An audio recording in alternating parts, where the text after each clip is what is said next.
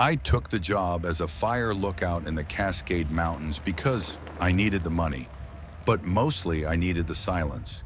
The listing was vague: monitor the forest, report smoke, stay isolated for 3 months.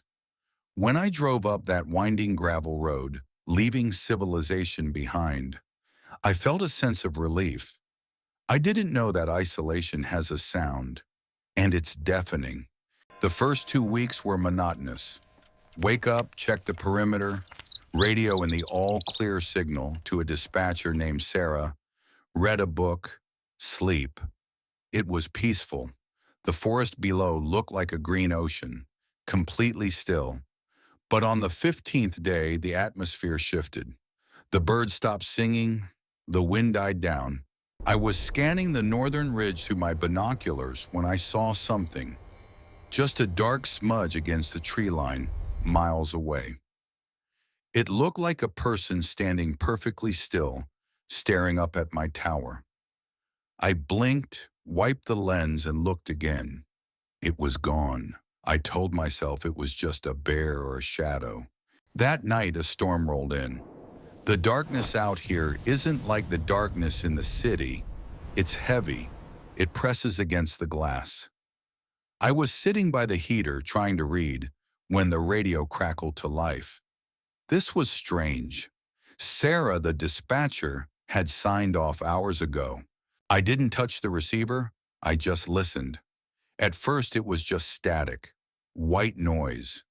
But then I heard a sound that made the hair on my arms stand up. Breathing. Wet, heavy breathing. Not from the dispatch center. It sounded like the transmission was coming from a walkie-talkie close by. I grabbed the mic. "This is Tower 4. Identify yourself." Silence. Then a voice whispered, distorted and guttural. "I see you turn the lights off." My heart stopped. I had turned the main lamp off 10 seconds ago. Whoever this was, they were watching me right now. I grabbed my heavy flashlight and stepped out onto the catwalk. The wind whipped around me. I shined the beam down the 70-foot wooden staircase. "Hey, I have a gun," I lied. I didn't have a gun.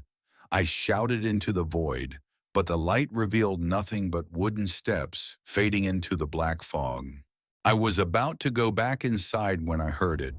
The first step creaked, then the second.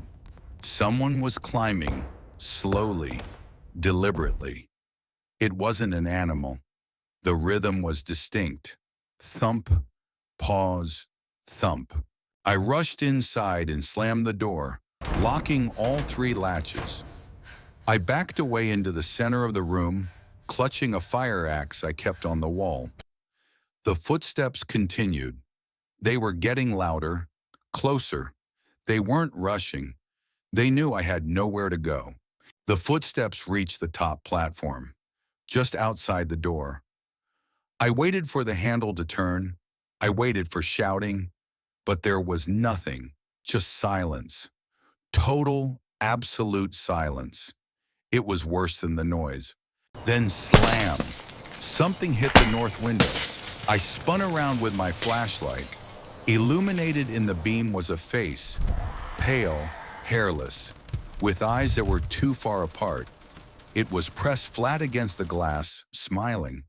But it wasn't looking at me. It was looking at the radio. My brain couldn't process it. That window, the north window, it doesn't have a catwalk. There is no balcony on that side, just a 70-foot drop straight down to the rocks. Nothing human could be hovering there. I hid under the desk until sunrise. When the light hit the glass, the face was gone. But on the outside of the window, there were greasy smear marks and a crack in the reinforced glass.